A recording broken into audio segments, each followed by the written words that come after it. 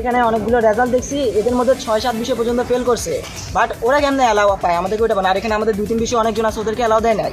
কি জন্য? এখানে পলিটিক্স পাওয়ার চলছে। আমরা অনেকখান থেকে অনেক সূত্রগুলো পাইছি যেখানে 7 বিষয় ফেল করছে, কিন্তু ও পলিটিক্স করে, যে কোনো একটা গ্রুপ করে, ওই গ্রুপের ওদেরকে এখানে অ্যালাউ দিয়ে দেওয়া হয়েছে। কী জন্যে? আমাদের কাছে আছে, প্রুফ আছে মোবাইলের মধ্যে, আমরা ছবি দেখাতে পারবো।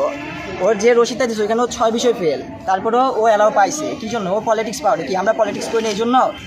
ছাত্রদের মধ্যে আমরা সুষ্ঠুভাবে পড়াশোনা করি, আমরা এইসব পলিটিক্সে নাই, তার জন্য কি আমরা সব জায়গা থেকে বঞ্চিত হবো? এটা কোন ধরনের নিয়ম? আর স্যাররা যে আমাদের গায়ে হাত তুলছে, ওই যে তারা মারার কথাটা আপনারা বলছেন, এটা আমি ক্লিয়ার করে দিই।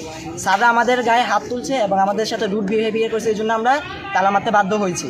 সো এইটাই কারণ। স্যাররা আমাদেরকে বলছে আমরা গুন্ডা, কি আমাদের ভেসে বা আমাদের কলেজে কোথাও লেখা আছে আমরা গুন্ডা, আমাদের আইডেন্টিতে কোথাও আছে আমাদের গুন্ডা। তো স্যার আমাদেরকে গুন্ডা প্রতিবাদটা কী জন্য দিছে? আর স্যার আমাদের একজন স্টুডেন্টের কলার ধরে ওর সাথে যেরকম রুড বিহেভিয়ার করছে, আমাদের কাছে সোজা প্রুফ আছে, রেকর্ডিং আছে আমাদের কাছে, আমরা শোনাতে পারি। যদি এসব দিই তাহলে তো স্যারদের তো চাকরি চলে যাবে এখান থেকে। তো এখন স্যারদের সাথে আমরা সুন্দরভাবে বলতেছি যে আমাদেরকে অ্যালাউটা দিয়ে দেন, কারণ যেহেতু অন্যরা অ্যালাউ পাইছে, আমরা অ্যালাউ পাওয়ার যোগ্য। আচ্ছা, আরেকজন বলো, মানে আরেকজন বলো। একজন শিওর